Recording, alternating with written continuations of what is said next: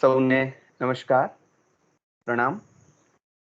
સરકારી વિનયન અને વાણિજ્ય કોલેજ રાપરના ગુજરાતી વિભાગ દ્વારા આયોજિત પ્રશિષ્ટ કૃતિ પરિચય શ્રેણીના 84માં મણકામાં આપ સૌ સરહૃદય ભાવકોનું હાર્દિક સ્વાગત છે. 84નો ફેરો આમ આપણને જુદી રીતે કશુંક યાદ અપાવે તેવો છે, પણ આજે આ ફેરામાં બહુ મજા પડવાની છે, કારણ કે આપણે લાંબો ફેરો લઈને એક બીજી દુનિયાના, એટલે આપણી દુનિયાથી જે હવે કદાચ આપણને સાવ નજીકની લાગે આ ડિજિટલના કારણે, પણ એક સમયે બહુ દૂરના પ્રદેશના કવિ અને છતાંય આપણા લગભગ કવિઓ, એટલે કે અર્વાચીન કાળના લગભગ કવિઓ પર જેનો જુદી જુદી રીતે પ્રભાવ પડતો રહ્યો છે, અથવા તો નામ જેનું સતત આપણે સાંભળતા રહ્યા છીએ, એવા કવિ રિલ્કે ની કવિતાઓ વિશે આજે વાત થવાની છે. અને એ કવિતાઓ જેનો ગુજરાતી અનુવાદ ટોપીવાળા સાહેબે, એટલે કે ચંદ્રકાંત ટોપીવાળાએ કરેલ છે, એના વિશે આજે વાત કરશે પ્રાધ્યાપક ડોક્ટર સમીરભાઈ ભટ્ટ સાહેબ. સમીરભાઈ એકદમ હસમુખા અને હળવા ફૂલ જેવા વ્યક્તિ છે. તેઓ ગુજરાતી વિષયના પ્રાધ્યાપક છે. આરંભે ગોંડલ મહિલા કોલેજમાં કાર્ય કરી અને પછી હાલ ગાંધીનગરની સમર્પણ કોલેજમાં ગુજરાતી ભાષા અને સાહિત્ય ભણાવે છે. કવિ છે, કવિતાના અભ્યાસી પણ છે. તેમણે તેમની જે કવિતાઓ છે એ પ્રતિષ્ઠિત સામયિકોમાં પ્રગટતી પણ રહે છે, અને નજીકના ભવિષ્યમાં આપણને તેમનો કાવ્ય સંગ્રહ પણ સાંપડે એવી મજાની આશાઓ બંધાઈ છે. બહુ ઓછું પણ બહુ મજાનું લખે છે. મેં કહ્યું તેમ કવિતાના ઊંડા અભ્યાસી છે. ચોથા દાયકાની ગુજરાતી કવિતામાં પ્રતિબદ્ધતા એવા વિષય પર સાહેબે પીએચડી કરેલ છે. 35 જેટલા સેમિનારમાં તેમના વક્તવ્યો વિશેષ ગોઠવાયા છે. તેમના વિવેચન સંબંધી લેખો પણ સામયિકોમાં પ્રગટતા રહે છે, અને 3 વિવેચનના પુસ્તકો પણ એમણે આપણને આપ્યા છે. ફરવાના, ખાસ કરીને રખડવાના એવો શબ્દ વાપરી શકીએ એવા શોખીન છે. જૂના હિન્દી ફિલ્મી ગીતો એમને બહુ ગમે છે, અને પોતે બહુ સરસ ગણગણે પણ છે. એટલે અમે એમને પહેલી વાર અમદાવાદ મુકામે મારે જોવાના થયેલા, મળવાનું થયેલું, ત્યારે બધી પેઢીના અધ્યાપકો, આમ કઈ અમારાથી બહુ મોટા છે એવું નથી, અને એમ કરીને એમનાથી અંતર પણ વધારવું નથી કે અમારી આગળની પેઢીના છે એવું કશું જ નહીં, પણ તેમ છતાં આ ક્ષેત્રમાં અમારાથી આગળ પ્રવેશેલા એવા અધ્યાપકો માં સમીરભાઈ સાથે અમે બધા જોડાયા એક ટ્રેનિંગ શિબિરમાં. અને બહુ ઓછું બોલે, પણ જયારે બોલવાનું શરૂ કરે ત્યારે આપણને એમ થાય કે વક્તા બેસી જાય ને સાહેબ બોલ્યા કરે તો કેવું સારું એવું થાય. પ્રશ્ન કરવા ક્યારેક ઉભા થાય તો આપણને મજા પડી જાય કે સાહેબ બોલશે, અને પૂરક વાત બહુ સરસ રીતે કરે. એટલે બહુ મજાના છે. હું વધારે સમય લઈને એમનો પરિચય આપું એના કરતા તેવો જ એમનું વક્તવ્ય જ એમનો પરિચય રહેશે. અને એમને આપણે બધા ઓળખીએ છીએ. આજે ઘણા બધા એમના ચાહકો પણ આપણી સાથે છે. તો સમય ન વેડફતા સરકારી કોલેજ તરફથી અને સૌ શ્રોતા મિત્રો તરફથી સાહેબે કહ્યું તેમ આપનો હૃદયપૂર્વક આવકારીએ છીએ, ખૂબ આનંદ અનુભવીએ છીએ, અને વિનંતી કરીએ રિલ્કેના કાવ્યો વિશે વાત કરવા. આભાર રમજાનભાઈ. મિત્રો, આજથી બરાબર 108 વર્ષ પૂર્વે વેનિસની નજીક એડ્રિયાડ સમુદ્રના કિનારે આવેલી ટેકરી પરના એકાકી એવા એક કિલ્લાની બહાર એક ધૂસર સાંજે એક કવિ બેઠો છે. તે થોડી વાર બેસે છે, થોડી વાર ફરી રહ્યો છે. નીચે સમુદ્રના મોજાની પછડાટ અને મનમાં વિચારોનું ઝંઝાવાત. એનો ચિત્ત ક્ષુબ્ધ છે, થોડો ડિપ્રેશનમાં છે. કાંતની પંક્તિ યાદ કરીએ અતિ જ્ઞાનની, તો ઉદ્ગ્રીવ દ્રષ્ટિ કરતા નભ શૂન્ય ભાસે.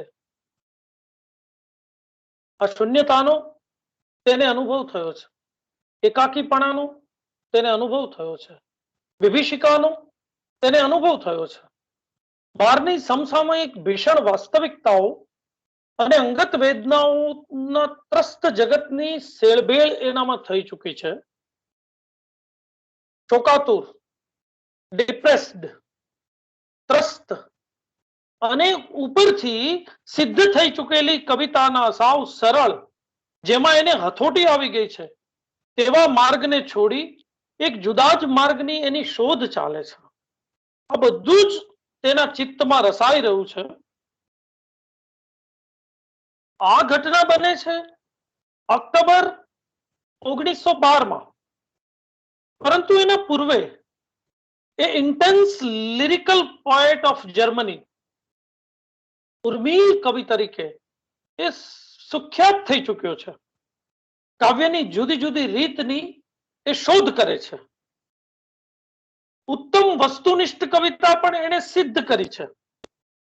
હવે જુદી સફરની તલાશ છે. એડ્રિયાડ સમુદ્રના કિનારે આવેલા દુઈનો કિલ્લાની બહાર ખડકાળ પર્વતો અને નીચે સમુદ્રના મોજાની પછડાટોની વચ્ચે એક ધૂસર સાંજે આંતરબાહ્ય વિશ્વના એના આંતર વિરોધો વચ્ચે અચાનક એક પંક્તિ સ્ફુરે છે. Who if I cried out would hear me among the angelic orders. કોણ સાંભળે મને જો હું ચિત્કારું આ દેવતાએ મંડળો વચાળે? આપણે કલ્પી શકીએ કે કવિ રિલ્કેનો આ ચિત્કાર નિર્જન એવા વાતાવરણમાં આકાશ સામે જોઈને થયો. એનો શોક, એની એકલતા, એનો ભીષણ સમય, અને એ સમયને, એ શોકને, એ એકલતાને, એ ક્રૂર નિયતિથી જન્મતા કારુણ્યને એક જુદો જ માર્ગ મળી આવે છે. આ માત્ર એ સમયની ગુંજ નથી, આ શાશ્વત ગુંજ છે. અને એ 10 વર્ષનો એક દીર્ઘ પ્રવાસ એનો આરંભાય છે. એ પ્રવાસ એ કઈ દુઈના કિલ્લાથી સ્વિટ્ઝરલેન્ડ સુધીનો બાહ્ય તો ખરો જ, પણ 10 વર્ષ અને 10 કાવ્યખંડોનો પ્રવાસ એ બની રહે છે. દુઈનો એલિજી, કરુણ પ્રશસ્તિઓ, 10 કરુણ પ્રશસ્તિઓનો એ પ્રવાસ છે. આ પ્રવાસ ચિત્કારથી આરંભાય છે. કોણ સાંભળે મને જો હું ચિત્કારું આ દેવતા ઉપદેવતાઓના, આ દેવદૂતોના મંડળો વચ્ચે, એની વ્યવસ્થાઓ વચ્ચે? તો ખંડિત સમય અને ખંડિત અસ્તિત્વને કાવ્યનો ચહેરો આપવાના પ્રારંભથી વેદનાના નગરને અંતિમ એલિજીમાં નિરૂપવા સુધીનો એનો પ્રવાસ. પહેલા ખંડમાં શીર્ણ વિશીર્ણ ભીષણ સંવેદનોથી લઈને 10મા ખંડમાં વેદનાના નગરનું કલ્પન સુધીની તેની કાવ્ય સફર એટલે દુઈનો એલિજી. એમાં પ્રવેશીએ તે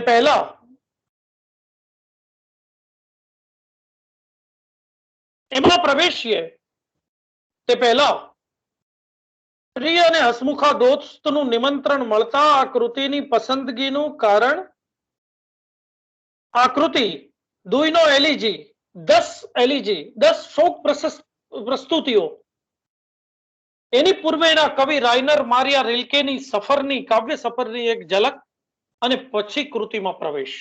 આ રીતનું મારું આ વ્યાખ્યાનનું આખું આયોજન છે. તો પહેલી વાત એ છે કે આ કૃતિની પસંદગી મેં આજે શા માટે કરી, એનું પણ એક નિશ્ચિત કારણ છે. એનું પણ એક ચોક્કસ કારણ છે. પ્રશિષ્ટ કૃતિ હંમેશા આપણી આજ સાથે જોડાતી રહી છે. એમાં તે સમયના પરિમાણો તો હોય જ, તે સમયની સ્થળની એની સીમામાં તો એ રહે જ, પણ એ સમય, સ્થળ, કાળની સીમાને ઉલ્લંઘીને આપણી આજ સાથે જોડાવાની જો ક્ષમતા ધરાવતી હોય તો તેને પ્રશિષ્ટ ગણી શકાય. સર્વકાલીન વૈશ્વિક પરિમાણો જો એ કૃતિમાં છુપાયેલા હોય, એને શોધી શકીએ તો એ પ્રશિષ્ટ. મને 2 કૃતિમાં રસ પડેલો. એક W.B. યેટ્સનું સેકન્ડ કમિંગ અને બીજી આજની કૃતિ. યેટ્સની એ કૃતિમાં પણ વિભીષિકાની વાત અને ન પરખાય તેવું કશુંક કાળમુખું આવી રહ્યાની ભ્રાંતિ છે, અને આ દુઈનો એલિજીમાં આપણી આ 2 વર્ષની, છેલ્લા 2 વર્ષની નિરાધાર સ્થિતિનું પ્રતિબિંબ. Who if I cried out would hear me among the angelic orders કહેતા રિલ્કેની શોક પ્રશસ્તિમાં આજની આપણી સમસામયિક પરિસ્થિતિનું પ્રતિબિંબ પડે છે. એટલે આ કૃતિ પસંદ કરવાનું કારણ એ છે કે જેટલી 1912ની ઓક્ટોબરની ધૂસર સાંજની ઇટલીના વેનિસની આસપાસના દુઈના કિલ્લાની છે, એટલી જ મારી, તમારી, આપણા સૌની આજની છે. આપણી જે આજ છે, આ સમયને આપણે જે જોયો, તો આપણે પણ એક પ્રશ્ન પૂછી શકીએ કે છેલ્લા 2 વર્ષની આપણી પરિસ્થિતિમાં આપણા ચિત્કારો દેવતાઓએ સાંભળ્યા? આપણા કેટલા વીર નાયકો આપણને છોડી ગયા? ફૂલો ખીલતા ગયા, માણસ ખરતા ગયા. આપણી આસપાસ એકલતાનું, વિભીષિકાનું, શોકનું, કરુણનું અને સરવાળે વેદનાનું નગર ચણાયું છે. આ નગર રિલ્કેએ 1912માં કલ્પેલું છે. આ પ્રશિષ્ટ સાહિત્ય કૃતિની વિશેષતા છે, કોઈ પણ પ્રશિષ્ટ સાહિત્ય કૃતિ પછી એ ફ્રોઈડ એક સિદ્ધાંત સ્થાપી શકે તેવી ગ્રીક ટ્રેજેડી ઇડિપસ રેક્સ હોય, કે પછી વારંવાર ખોવાતી અને મળતી વીંટી, શાપની પ્રયુક્તિ અને પ્રણયનું, જીવન શ્રદ્ધાનું અભિજ્ઞાન રચતી અભિજ્ઞાન શાકુંતલમ હોય, કે પછી દુઈનો એલિજીમાં રચાતું મારા તમારા આજના અસ્તિત્વ સાથે એકરૂપ થઈ ગયેલું, મને તમને ત્રસ્ત કરી મૂકતું, ડિપ્રેસ્ડ કરી મૂકતું કોરોના પ્રેરિત વેદનાનું નગર હોય. તો આ છે કૃતિ પસંદગીનું મારું અને હવે આ ક્ષણથી આપણા સૌનું કારણ. એમાં જે પરિવેશ રચાયો છે, એમાં જે વાતાવરણ નિરૂપાયું છે, એમાં જે સંવેદનોની અભિવ્યક્તિ થઈ છે, એ માનવ હૃદયને વિસ્તીર્ણ કરી મુક્તિ પરિસ્થિતિ જ્યારે જ્યારે રચાય છે, ત્યારે ત્યારે એ પ્રસ્તુત બની રહે છે. તો આ છે મારી કૃતિ પસંદગી પાછળનું એક કારણ. હવે દુઈનો એલિજી રિલ્કે લખે છે 1912માં. એ પહેલા 20 વર્ષથી એનું કાવ્ય સર્જન ચાલુ હતું. 1894માં એનો પ્રથમ કાવ્ય સંગ્રહ પ્રગટી ચૂક્યો છે. તો દુઈનો એલિજી 10 વર્ષ રચાયેલી આ કૃતિ પૂર્વેની 20મી સદીના 19મી સદીના છેલ્લા દાયકા અને 20મી સદીના પ્રારંભના 2 દાયકા અને પછી એને પરિણામે 2-3 દાયકા અને એને પછી એના પરિણામે 20મી સદીના ઉત્તમ એવા સર્જકોમાંના એક રિલ્કેની કાવ્ય સફરની થોડી વાત મારે પ્રારંભે કરવી જોઈએ. આ વાત 2 કારણસર જરૂરી છે. એક, ઉત્તમ સર્જક હંમેશા આવડી ચૂકેલી, જેમાં હથોટી બેસી ગઈ છે તેવી કાવ્ય રીતિમાં રાચવાને બદલે નવપ્રસ્થાનો ઝંખે. નવપ્રસ્થાન જો ન કરે તો એ પ્રશિષ્ટ સર્જક ન કહેવાય.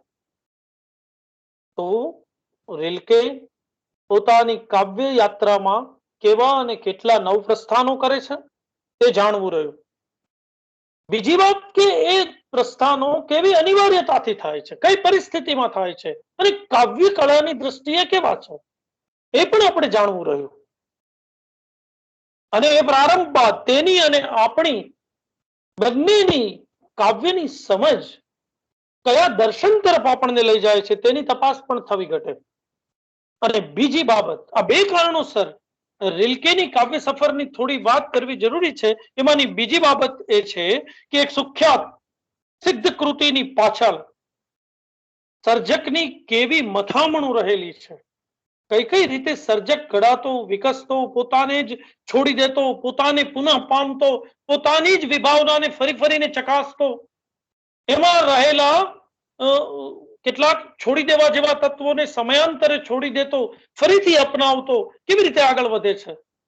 તો દુઈનો એલિજી ની વાત કરતા પહેલા ઉર્મી કવિ રિલ્કેની વાત કરવી જરૂરી છે.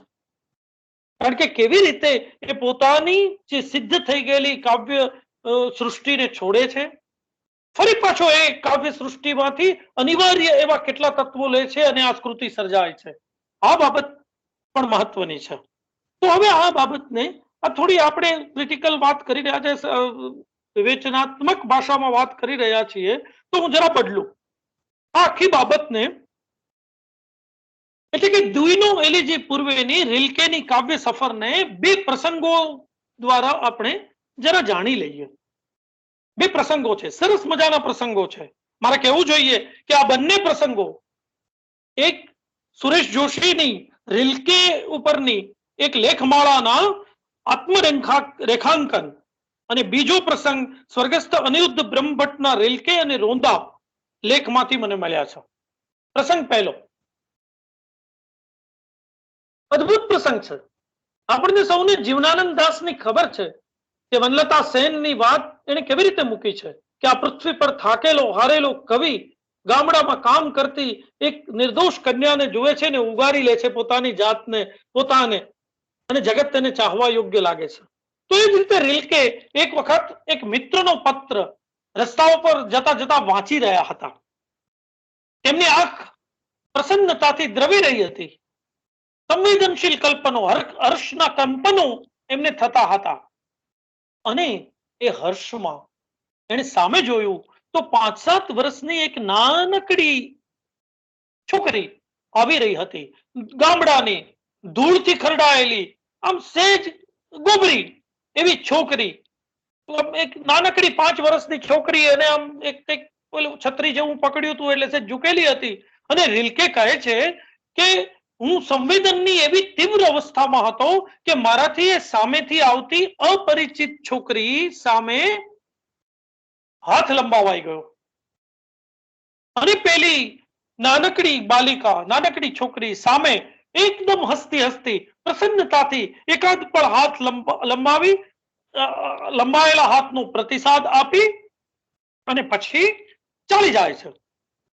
રિલ્કે એના મિત્રને લખે છે કે કદાચ ભૂલથી જ મને કોઈ પરિચિત વ્યક્તિ માની એને એનો હાથ મારા હાથમાં મૂક્યો છે, પણ કેવળ હાથમાં હાથ મૂકવાનો, આવકારવાનો કોઈ હેતુ કે સ્વાર્થ વિના અન્યને મળવાનો જે આનંદ હતો તે આ નાનકડા એના હાથની હથેળીમાં છલોછલ છલકાઈ રહ્યો હતો. મિત્રને આગળ લખે છે કે તમારા પત્ર વાંચી મારા મુખ પર જે પ્રસન્નતા છલકાઈ ઉઠી હતી તેને જોઈને સહજ રીતે પ્રસન્ન થયેલી એ નાની કન્યાએ જાણે પૃથ્વી વતી મને વધાવી લીધો. આ પ્રસંગ મેં શા માટે કહ્યું? આ પ્રસંગ એક જુદા જ રોમેન્ટિસિઝમને, રંગદર્શિતાને સૂચવે છે. શ્રદ્ધા અને પ્રેમનું ઉર્મિલ આ વિશ્વ જે રિલ્કેને સહજપણે સાધ્ય હતું એ પ્રારંભના સમયમાં રિલ્કેને મોસ્ટ લિરિકલી ઇન્ટેન્સ જર્મન પોએટ તરીકે સ્થાપી આપે છે. 1875 પ્રાગમાં જન્મેલા બોહેમિયન ઓસ્ટ્રિયન જર્મન પોએટ 1894 એના જીવનમાં નથી જતા આપણે, કારણ કે સમય મારી પાસે એ બધી વાતને નથી કરવાની છૂટ આપતો. એટલે 1894 પ્રથમ કાવ્ય સંગ્રહ આપે છે અને ત્યારથી એની ઉર્મી કવિ તરીકેની એક ઉર્મિલ કાવ્ય સફર આરંભાય છે. આરંભની ઉર્મિલ સંવેદનશીલ જીવનની રંગદર્શિતાને એકદમ હૃદયંગમ રીતે મૂકી આપતી કવિતાઓ, જેમાં આરંભે તો જર્મન લોક કવિતાની અસર છે. પ્રકૃતિ,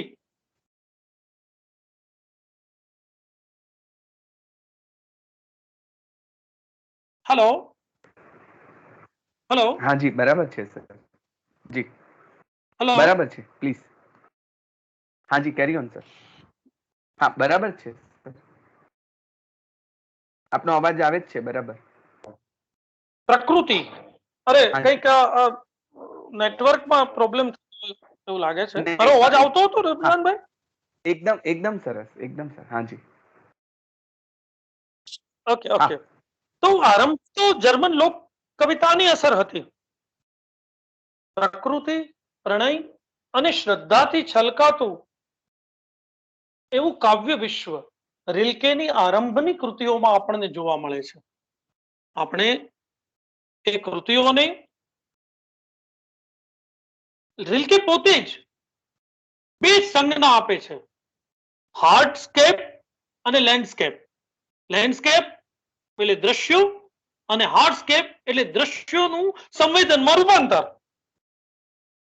હાર્ડસ્કેપ એટલે અંદરનું અને લેન્ડસ્કેપ એટલે બાહ્ય જગતની પડેલી છાપ. તો આ બંનેને એકબીજામાં સંયોજીને બાહ્ય જગતની રહસ્યમયતાને ઉપસાવી આપતી ઉર્મિલ એવી રચનાઓ, આપણે એકાદ બે કવિતાની નાનકડી વાત કરી લઈએ, ત્યારબાદ આપણે દુઈનો એલિજી પર જઈએ. આ વોક નામની, અને આ ઉર્મિલ કવિ રિલ્કેને જો આપણે સમજીએ તો દુઈનું એલિજીનું વિશ્વ કેવી રીતે ઘડાતું આવે છે એ આપણે સમજી શકીએ. આ વોક નામની એક નાનકડી કવિતા છે એમની, અદ્ભુત મસ્ત કવિતા છે, મજાની કવિતા છે. એની આખી કાવ્યને ઘડવાની એવી ઉર્મિલ એવી પરિપાટી કેવી છે એ આપણને એમાંથી પમાય છે. My eyes already touch the Sunny hill, going far ahead of the road I have begin. મારી આંખો દૂર દેખાતી તડકાથી આચ્છાદિત ટેકરીઓને સ્પર્શી ચૂકી છે. ભલે તે મારાથી ઘણી દૂર, જ્યાં હું ચાલું છું ત્યાંથી ઘણી દૂર છે. So we are grasped by we cannot grasp. It has inner light even from a distance and charges us even if we do not reach it into something else which hardly sensing its we already are. A gesture waves us on answering our own wave, but what we feel is the wind is in our faces. આ નાનકડી કવિતા જરા જોઈએ એને. તડકો ઢોળાયેલો છે, દૂર દેખાતી સોનેરી પ્રકાશથી આચ્છાદિત એવી ટેકરીઓ પર કવિ આંખથી સ્પર્શે છે. દ્રશ્ય અને સ્પર્શ એકબીજામાં સેલવેલ થાય છે. જે રસ્તા પર ચાલી રહ્યા છે ત્યાંથી બહુ દૂર છે, છતાં પણ એને સ્પર્શી લે છે. હવે સ્પર્શ થતા શું થાય છે? આમ જુઓ તો એક દ્રશ્ય દેખાયું છે, તો દ્રશ્યનું એક જુદા જ સંવેદનમાં રૂપાંતર કેવી રીતે થાય છે? So we are grasped by we cannot grasp. આપણે જેને પકડી શકતા નથી, આપણા ઊંડાણમાં સમાવી શકતા નથી, એ આપણને કેવું સ્પર્શી જાય છે? આ પંક્તિ એ સૂચવે છે, આપણામાં ઉતરી જાય છે, આપણને ખેંચી જાય છે. દૂર દૂરનો આપણી અંદર ઉતરેલો એક રહસ્યમય પ્રકાશ, ઇનર લાઇટ, તે પ્રગટાવે છે. દૂર અને આપણા અંતઃસ્થલમાં અનુભવાતી ઇનર લાઇટ આપણે પહોંચી ન શકીએ તો પણ આપણી સાથે એ અનુભૂતિ એકાકાર થઈ જાય છે. આપણી સમજની સીમામાં એ ક્વચિત જ આવે, પણ આપણને અંદરથી પરખાતા, આપણી અંદર અને દૂર દેખાતા લેન્ડસ્કેપ, એ બંનેના એકાકાર થઈ જવાની ક્ષણોમાં પરખાતા પ્રતિધ્વનિ સાથે એ એકાકાર થઈ જાય છે.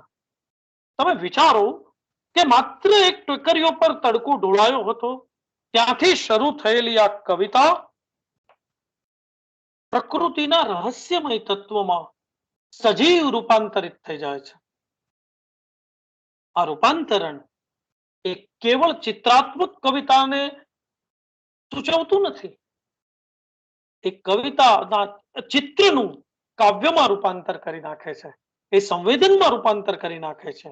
એ પ્રકૃતિની રહસ્યમયતાના નિસીમ એવા પ્રદેશમાં આપણને ખેંચી જાય છે. આવું જ ઉર્મિલ વિશ્વ પ્રણયનું છે.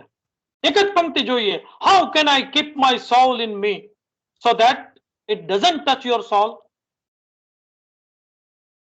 જો એકબીજાના આત્માને સ્પર્શી ન શકીએ તો એકબીજાનો પોતાનો આત્મા શું કામનો? એવી ઉર્મિલ પંક્તિઓથી રિલ્કેની કવિતાઓ છલકાય છે. સુખ્યાત કવિ છે ઉર્મી કવિ તરીકે. 1894 થી આરંભ થયેલી કાવ્ય સફરનો એનો પહેલો પડાવ ઉર્મિલ કવિતાનો છે. ઉર્મિના બળકટ આવેગથી માધુર્ય છલકાવતી કવિતાઓ, જેમાં શ્રદ્ધા, પ્રેરણા અને રંગદર્શિતા, ક્યાંક ક્રિશ્ચિયન ઇમેજરી આવે છે, એના સંદર્ભો પણ આવે છે, પણ એની સજીવતા, એનું કલાત્મક રૂપાંતરણ ધર્મ, નૈતિકતા કે સત્યમાં નથી. ધર્મના સંદર્ભો કેવળ ધર્મની વાતમાં નથી, નૈતિકતા કે સત્યની વાતમાં પણ નથી, તો કોરા ઉપદેશમાં પરિણમે, પણ એનું જરા ઇમ્પ્રેશન્સ અને હોપમાં રૂપાંતર થાય છે. છાપ, દાખલા તરીકે પેલો ઢોળાતો તડકો એક આદિમ રહસ્યમય, પ્રકૃતિના નિસીમ રહસ્યમય એવા જગતમાં ખેંચી જાય છે. એવી જ રીતે ધર્મ એ હોપ, શ્રદ્ધા, પ્રકૃતિના પદાર્થોની અનુભવાતી બળકટ સંવેદનાઓમાં ઈશ્વર અંતસ્ફુર્ણ, પ્રેરણા, આવેગથી રચાયેલી ઉર્મિલ કવિતાઓને લીધે રિલ્કેને આપણે નહીં પણ જગતે intense lyrical poet of German તરીકે ઓળખ્યો છે. દ્રશ્યોને કેવળ ચિત્રાત્મક રૂપે નહીં પણ સજીવ સંવેદનોમાં ઢાળતા ઉર્મિલ કવિ રિલ્કેના જીવનમાં અને સર્જનમાં એક બીજું નવ પ્રસ્થાન આવે છે. 1902 માં રિલ્કે રોંદાને મળે છે. એના શિલ્પોનું એને જબરું આકર્ષણ છે. એ શિલ્પને જરા જુદી રીતે જોતા શીખે છે. રોંદાનું એને ઓબ્સેશન કહી શકાય એવું આકર્ષણ છે. એની પાસે જાય છે, એની સાથે રહે છે, ત્યારે એક પ્રસંગ બને છે. આ પ્રસંગ એ રિલ્કેના બીજા નવ પ્રસ્થાનને નિરૂપવાનું સૂચન કરે છે, આપણને સમજાવી દે છે. રોંદા સાથે તે બેઠો છે. એની પુત્રી, સંભવતઃ રોંદાની પુત્રી, બંનેને એક ગુલાબ આપે છે. રિલ્કે જુએ છે કે રોંદા એ ગુલાબને હાથમાં લઈ અને કેટલી વાર સુધી જોતો જ રહે છે. રિલ્કે એને જુએ છે. અચાનક તેને ખ્યાલ આવે છે, એને કશુંક જુદું સમજાય છે અને એની સર્જકતાને નવી ધાર મળે છે.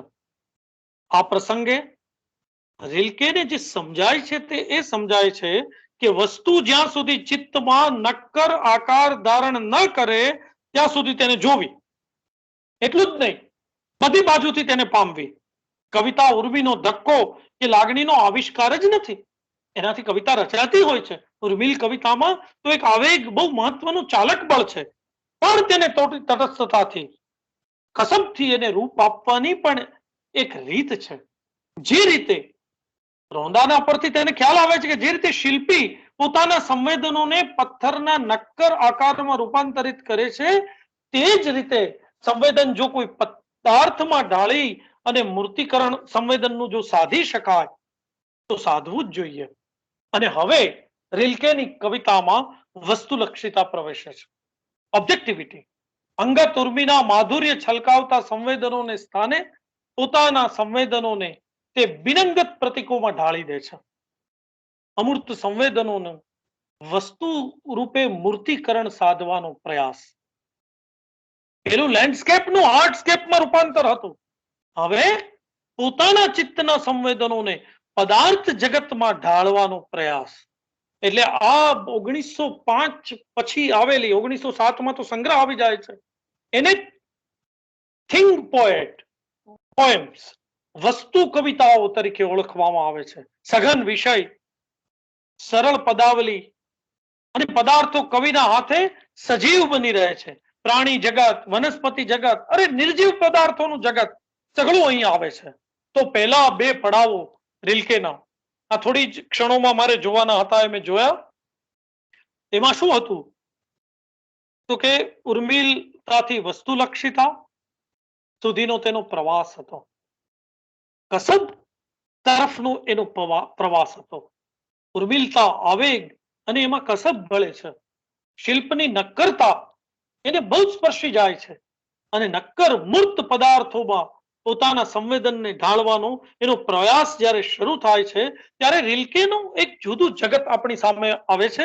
એક નવો પ્રારંભ, એક નવો માર્ગ. પણ 1907, 8, 9 સુધીમાં તો આ સિદ્ધ થઈ ગયેલી પરિપાટી પણ રિલ્કે છોડી દે છે. 1910 પછી વસ્તુલક્ષિતા ને સિદ્ધ કરી લીધા પછી એક નવો પ્રારંભ, એક નવો માર્ગ, નવ પ્રસ્થાનની એને ઝંખના જાગે છે. આ નવ પ્રસ્થાન એડ્રિયાડના દરિયા કિનારે દુઈના કિલ્લામાં વર્ષાના અંત અને શિયાળાના પ્રારંભે સધાયું. સ્ટ્રેસ, ડિપ્રેશન, વેદના તો હતી જ, પણ એક જુદી જાતનું કવિ તરીકેનું પુનઃસંધાન થયું. હવે મેં શા માટે ઉર્મી કવિ રિલ્કેની થોડી માંડીને વાત કરી એ આપ સૌને હું જરા કહું કે ઉર્મી કવિ તરીકે રિલ્કે લેન્ડસ્કેપનું આર્ટસ્કેપમાં રૂપાંતર કરતા હતા. પદાર્થોનું સંવેદનામાં રૂપાંતર કરતા હતા. પછી કસબ આવ્યો, સંવેદનનું વસ્તુ જગતમાં રૂપાંતરિત કરવાના પ્રયાસો કર્યા. અને પછી ફરી પાછા રિલ્કે પોતાના આવેગ ઉપર ધ્યાન કેન્દ્રિત કરીને બેઠા. આરંભની ઉર્મિલતા, આરંભની અંતસ્ફૂર્ણા, આરંભનો આવેગ, આરંભની પ્રેરણા એ જુદા રૂપે દુઈનો એલિજીમાં આવે છે. એક ધક્કા રૂપે, એટલે એનું પરિમાણ જુદું છે. એ શોક પ્રશસ્તિ છે, એ કરુણિકાઓ છે, પણ એની રીત તો પેલી ઉર્મિલ ધક્કા જેવી જ છે. એટલે ફરીથી આવેગ, ફરીથી અંદરથી આવતા ધક્કાની યાત્રા આરંભાય છે. પણ અહીંયા સંવેદન જુદું છે, એને મૂકવાની રીત જુદી છે. દરિયા કિનારે જે ચિત્કાર ગુંજ્યો, પહેલો ચિત્કાર, એ ચિત્કાર આજે આપણે ઓળખવાનો છે. કોણ સાંભળે મને, હું ચિત્કારું તો પણ આ દેવદૂતોની મંડળીમાં. કવિ જ્યારે રોંદાની મુલાકાતે ગયા ત્યારે એના સ્ટુડિયોનું જે પ્રથમ દર્શન એને થયું એ બરોબર એના ચિત્તમાં જડાઈ જાય છે. અને દુઈનો એલિજીની પહેલી કૃતિમાં એ વેરણ છેરણ અનેક સંવેદનોનું વિશ્વ પુનઃસ્થાપન એનું જુદી રીતના અનુસંધાન મેળવે છે. જ્યારે રોંદાના સ્ટુડિયોમાં કવિ 1902 માં જાય છે ત્યારે જે સ્ટુડિયોનું પ્રથમ દર્શન હતું તે એમાં છૂટાછવાયા, થોડા કુરૂપ લાગતા ભગ્ન શિલ્પો, પથ્થરોના અડધા પડધા ઘાટ, બધું વેરણ છેરણ, જાણે કોઈ ઝંઝાવાતને લીધે બધું અલગ ન થઈ ગયું હોય તેવું લાગ્યું. પણ પછી તેને તરત જ આ અતંત્રતાનો પણ એક આકાર અનુભવાયો. આ બધું વેરણ છેરણ એને માનવ ચિત્તના વેરણ છેરણ સંવેદનો સમૂહ લાગ્યું. આ સઘળું એક જુદા જ કરુણની સઘન અનુભૂતિ કરાવનાર બની રહ્યું હતું. અને એ વાત અહીંયા દુઈનો એલિજીની પ્રથમ ખંડમાં, પ્રથમ કવિતામાં એ જુદી રીતે આવે છે. જાત અને જગતનું હવે નવું દર્શન છે. પેલું ઉર્મિલ જગત નથી કે પછી વસ્તુ જગત પણ નથી. અંગતથી લઈને વિશ્વ સમસ્તની વેરણ છેરણ કરુણ સર્જતી ક્રૂર પરિસ્થિતિઓની વાત અહીં 10 ખંડોમાં વિભાજિત છે. હવે આપણે દુઈનો એલિજી તરફ જઈ રહ્યા છીએ અને એને જ ઉકેલીએ. 1912 માં શરૂ થયેલી આ શોક પ્રસ્તુતિ 10 વર્ષે 1922 માં પૂરી થાય છે. વચ્ચે વિશ્વયુદ્ધોનો હતાશાનો નિર્વેદ પામી તે 1922 સુધીમાં 10 કાવ્ય ખંડો લખે છે. વચ્ચે કેટલું બની જાય છે. ડિપ્રેશન પણ આવે છે, ક્રિએટિવ બ્લોક પણ અનુભવે છે, વિશ્વયુદ્ધોની વિભીષિકા પણ છે. પણ 1922 માં ફરી પાછો એક સર્જનાત્મક ઝંઝાવાત આવે છે, ક્રિએટિવ સ્ટોર્મ આવે છે અને 10 પ્રશસ્તિઓ પૂર્ણ થઈ જાય છે. જેમાં વિભીષિકા, માનવની કરુણ નિયતિ, દેવદૂતોની સામેના સવાલો, અંગત ઝંઝાવાતો અને માનવ હોવાનો અભિશાપ.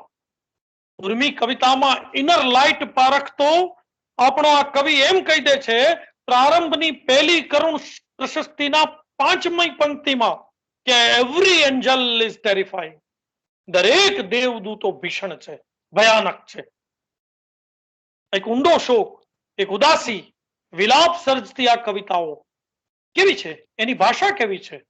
જો ઉર્મી કવિતાની ભાષા જુદી છે, એમના પ્રેમની, શ્રદ્ધાની, ઉલ્લાસની ભાષા જુદી છે, વસ્તુ જગતની એમની ભાષા જુદી છે.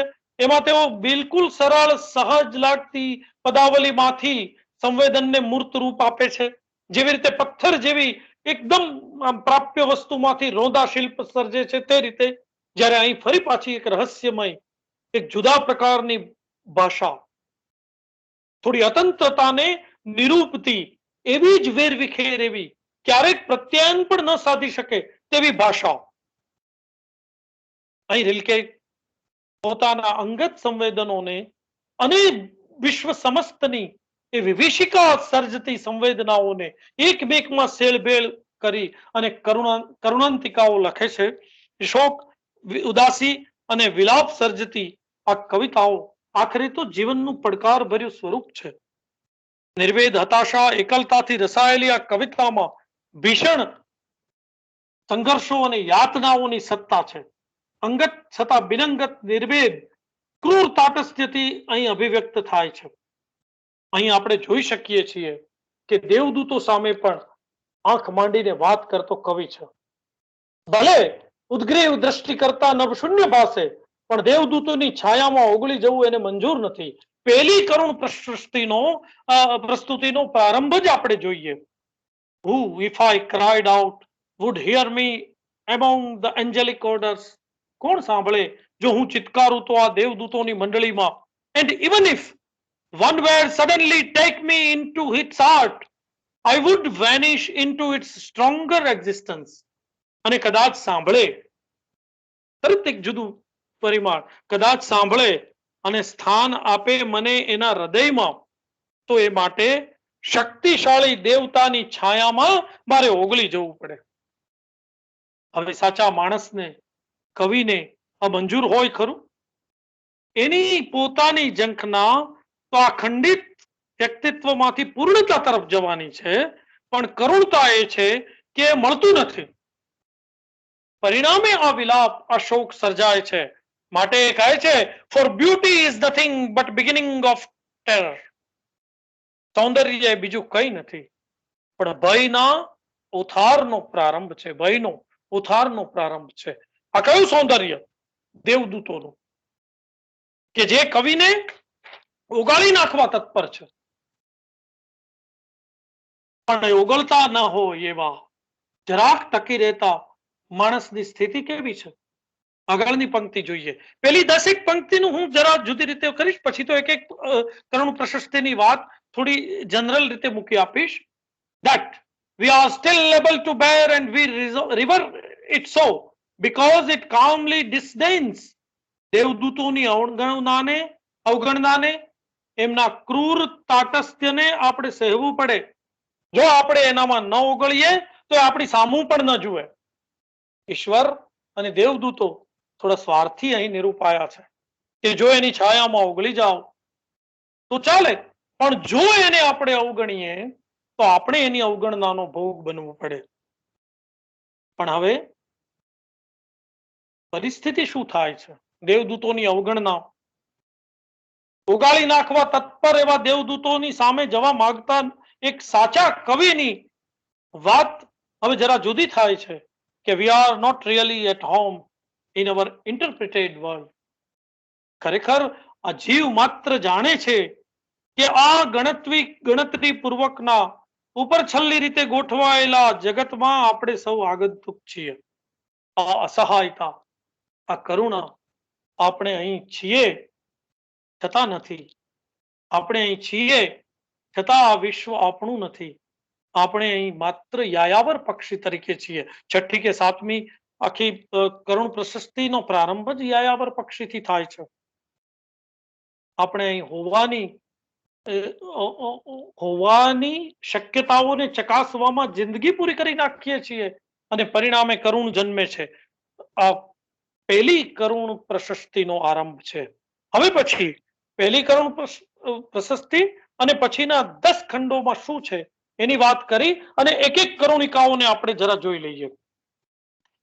હવે 10 કરુણિકાઓ છે, 10 શોક પ્રશસ્તિ છે, જેમાં ઉર્મિલ એવો આ ત્રસ્ત કવિ, ડિપ્રેસ્ડ કવિ, આવેગથી, પૂરેપૂરા આવેગથી, છિન્ન ભિન્ન સંવેદનોને, ત્રસ્ત મનોદશાને, અસહાયતાને, નિર્વેદને જુદા જુદા બિંદુઓથી નિરૂપે છે.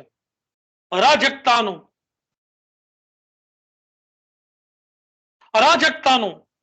એક અખિલાય ભર્યું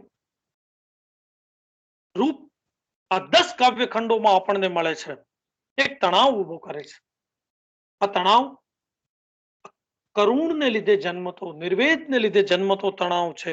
10 ખંડોને ક્રમશઃ જોઈએ અને જોઈએ કે કવિએ વૈશ્વિક પોતાના અંગત સંવેદનો, ત્રસ્ત થઈ ગયેલા જીવનને લીધે નિપજેલા અંગત સંવેદનો અને એ જ રીતે વૈશ્વિક વિભીષિકા, વૈશ્વિક વિશ્વયુદ્ધ જેવું એક આખું એક ભીષણ એવું જગત એની નીચેથી પસાર થઈ ગયું છે. એકાદ બે પ્રેમ પ્રસંગોમાં નિષ્ફળ પણ ગયો છે, ફરજિયાત લશ્કરમાં જોડાવવું પડ્યું છે, આ અંગત વાત છે. પણ એની સામે માનવની ક્રૂર નિયતિની ક્રૂર થપાટો કેવી કેવી રીતે માનવના અસ્તિત્વને ચીરી નાખે છે, એની વાત 10 કરુણ પ્રશસ્તિમાં છે. આપણે 10 કવિતાનો 10 ખંડોનો પેલા આરંભની એક એક પંક્તિ જોઈ લઈએ. ગુજરાતી વાંચીશ. પેલી તો મેં 3-4 વખત વાંચી છે. કોણ સાંભળે મને જો હું ચિત્કારું તો આ દેવદૂતોની મંડળીમાં. બીજી કરુણ પ્રશસ્તિ. એક એક ઉપદેવતા ભીષણ છે, તેમ છતાં આત્માના લગભગ વિનાશક પક્ષીઓ તમને ઓળખીને ઓહ હું સ્તવું છું. ત્રીજી, પ્રિયનું ગાન કરવું એક વાત છે અને પ્રછન્ન અપરાધી લોહીનો પ્રવાહી દેવ જુદી બાબત છે. ચોથી, ઓ જીવનના વૃક્ષો, કયા સંકેતો છે તમારી હિમ ઋતુના. પાંચમી, મને કહો તો ખરા કોણ છે આ યાયાવરો, આપણા કરતા થોડા વધારે ક્ષણભંગુર. છઠ્ઠી, અંજીરના વૃક્ષ, કેટલા લાંબા સમયથી મારે મન અર્થસભર છે તું, જે રીતે તું પુષ્પિત થવાનું લગભગ ટાળે છે. સાતમી, સંવવન નહીં, હવે ક્યારેય સંવવન નહીં, એને વટાવી ગયેલો અવાજ, રૂપ બનો હવે તારા ટવકાનું.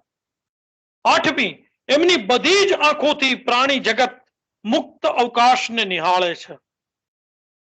નવમી, શા માટે જો જીવનનો વ્યાપ ક્ષણભંગુર હોય તો શા માટે માનવી થવું. અને 10મી, કોક દિવસ આ દારૂણ દર્શનમાંથી ઉપર આવી શકું તો હું અનુકૂળ ઉપદેવતાઓને કાજે પ્રશંસાનો જયઘોષ કરું. આ 10 કરુણિકાના પ્રારંભમાં આપણી અસહાયતાનું, આપણા ડિપ્રેસ્ડ હોવાના 10 પરિમાણો છુપાયેલા છે. પહેલી કરુણાંતિકા છે એ જે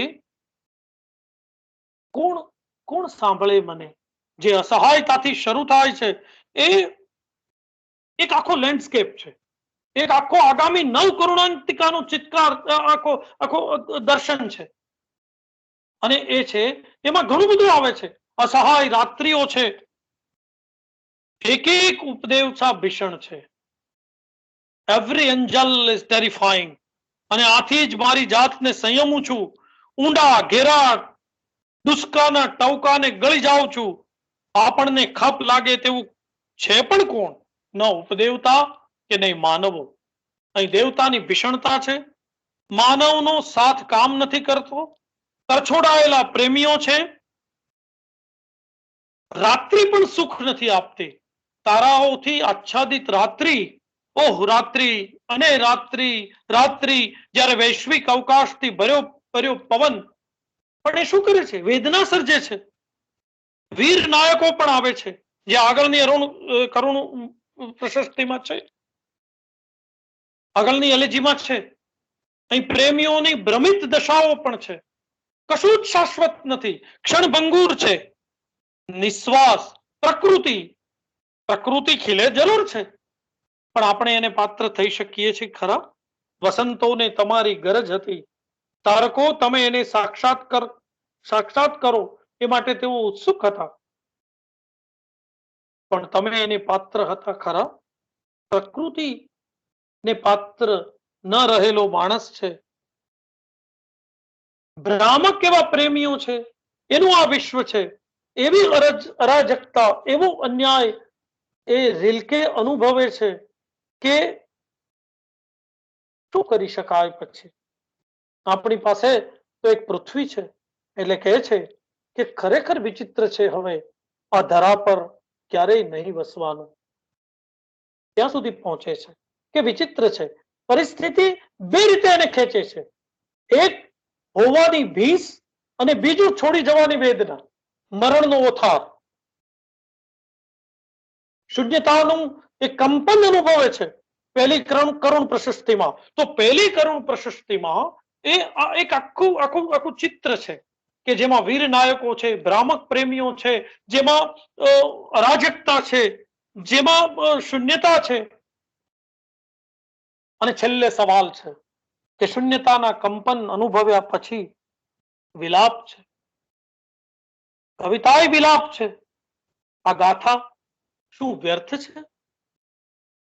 કવિતાની શ્રદ્ધા, કવિતામાં એને અશ્રદ્ધા તરફ, શંકા તરફ જવાનું સૂચવે છે, પણ મૂળભૂત રીતે રિલ્કેને કાવ્યમાં શ્રદ્ધા છે, કળામાં શ્રદ્ધા છે. તો આ છે પહેલી કરુણિકા, કે જેમાં એક આખું કોલાજ છે આગામી 9 કરુણિકાઓનું, કે જેમાં ઉપદેવતાઓ તો વારંવાર આવે છે, દેવદૂતો તો વારંવાર આવે છે. એ દેવદૂતો કઈ મદદ કરવા નથી આવતા, પણ એ દેવદૂતો કશી મદદ નથી કરતા, એની પ્રતીતિ જાણે કે કાવ્ય નાયકને કરાવવા આવે છે. આ ન મદદ કરતા દેવદૂતો છે, ભ્રામક પ્રેમીઓ છે, ભીષણ રાત્રિ છે, અંગત સંવેદનો ત્રસ્ત કરી મૂકે તેવું અંગત સંવેદનોનું જગત છે, વિલાપ છે, શૂન્યતા છે, વીર નાયકો પણ છે. આ ન જીવી શકાય એવા વિશ્વમાં કેટલાક વીરત્વથી છલકાતા નાયકો છે, જેનું ચોથી કે પાંચમી કરુણિકામાં આવે છે, કે જેનું જેનું કેવું આધિપત્ય છે. તો આ છે પહેલી કરુણિકા. બીજી કરુણિકા છે તો એક તણાવની કરુણિકા છે. એક તરફ આ દેવદૂતોનું શાશ્વત એવું જગત છે, બીજી તરફ નિર્જીવ પદાર્થોનું જગત છે. તો નિર્જીવ પદાર્થો અને દેવદૂતો, પદાર્થ કે વસ્તુ જગત શાશ્વત છે, દેવદૂતો શાશ્વત છે, પણ જે એને અનુભવે છે તેવા આપણે ક્ષણભંગુર છીએ. એક એક ઉપદેવતા ભીષણ છે, છતાં આત્માના વિનાશક પક્ષીઓ તમને ઓળખીને હું સ્તવું છું, છતાં હું તમને સ્તવું છું. કારણ તો કે એક તરફ તમે એવું જગત રચ્યું છે, નિર્જીવ જગત છે, જેમાં શાશ્વતીનો અનુભવ થાય છે. શાશ્વતી અને ભંગુરતા બંને આ બીજી કરુણિકાનું ચાલક બળ છે. એક તરફ આપણી આસપાસનું પદાર્થ જગત છે, વનસ્પતિ જગત છે, નિર્જીવ જગત છે, કે જે ક્યારેય નાશ પામતું નથી, જુદા જુદા રૂપે રાજ કરે છે. અને બીજી તરફ મૃત્યુ છે, આપણી ભંગુરતા છે.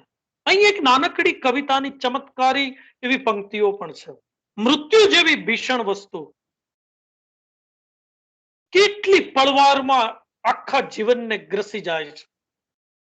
તો 3 પંક્તિ જુઓ, કે એક તરફ દેવદૂતો કે જે શાશ્વત છે, બીજી તરફ આ નિર્જીવ પદાર્થ જગત, જે પણ આપણે નહીં હોય તો રહેવાનું છે, અને ત્રીજી તરફ મર્ત્ય એવા હું, તમે અને આપણે. એટલે શું કહે છે કે આપણે વરાળ નીકળતી ગરમી, મૃત્યુ કેવી સહજતાથી જીવનને ગ્રસી લે છે. આપણે બાષ્પ, તૃણ પરની બાષ્પ, ઝાકળ બિંદુ જેવું જીવન ક્યારે ઉડી જાય નક્કી નથી. વરાળ નીકળતી બાષ્પ, વરાળ નીકળતી ગરમી રકાબીમાંથી વરાળ જેમ જાય, તો મૃત્યુ કેટલી સામાન્ય સ્થિતિમાંથી ભયાનક એવું મૃત્યુ અહીં સૂચવાય છે. પદાર્થો શાશ્વત છે, મનુષ્ય નહીં.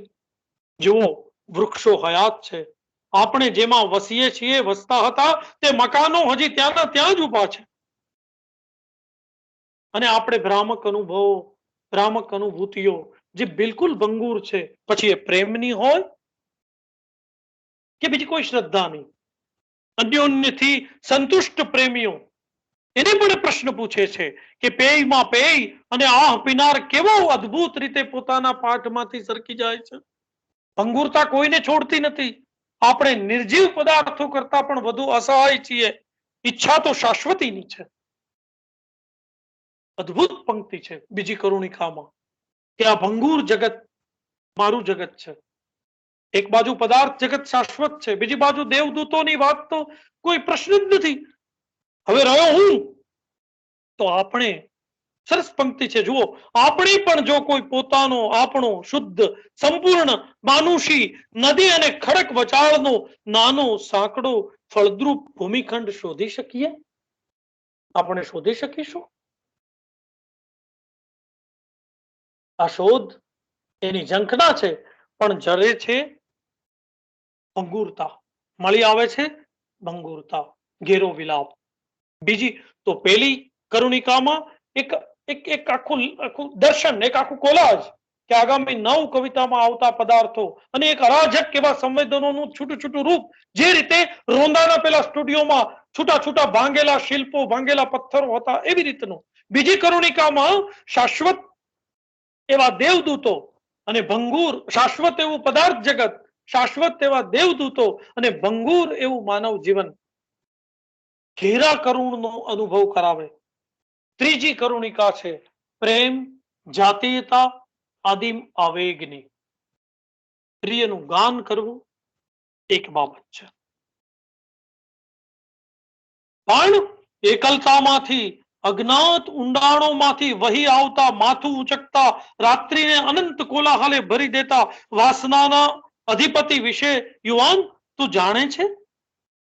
જાતીયતા, વાસના, આદિમ આવેગો, સ્ત્રીના માતાથી લઈ અને પ્રિય સુધીના રૂપો, સ્ત્રીના બદલાતા રૂપ, જન્મ સાથે જોડાયેલી કરુણતા. તે જ્યારે માતાને કહે છે કે તે જ્યારે મારાથી ઘણું બધું ગુપિત રાખ્યું, અંધારા શંકાગ્રસ્ત ખંડને ભલે તે હાનિ મુક્ત રાખ્યો, પણ અવકાશને તે અંધારા સાથે ભેળવ્યો.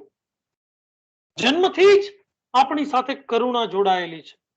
શિશુ જગતથી લઈને એક આદિમ જગત, એક આખી પ્રક્રિયા ત્રીજી કરુણિકામાં સૂચવાય છે કે જન્મ આપનાર સ્ત્રી, પછી જાતીયતા અને આદિમ આવેગો.